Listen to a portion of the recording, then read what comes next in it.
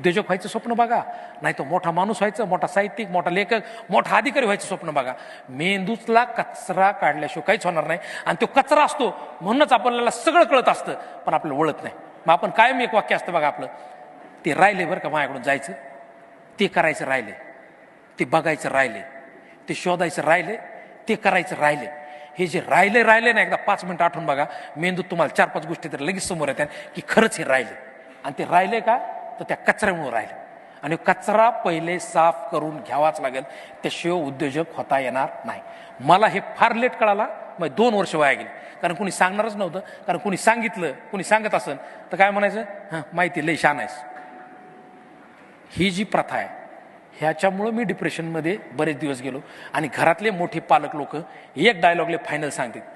काय सांगतात, आपली परिस्थिती ती नाही बाळा, आपण नाहीत मोठ्या घरातले, आपतोय बापाकडे काही नाही, अंथरून पाहून पाय पसरावे.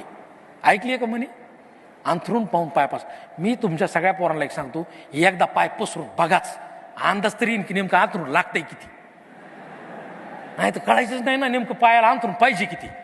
तर मी तुम्हाला सगळ्यांना एक सांगतो की हे डेअरिंग करायचं वय, मी गेल्या भाषणात सांगितलं, 22 ते 30 नंतर डेअरिंग होत नाही. त्याच्यासाठी हीच ती वेळ आहे की आपल्याला आता डेअरिंग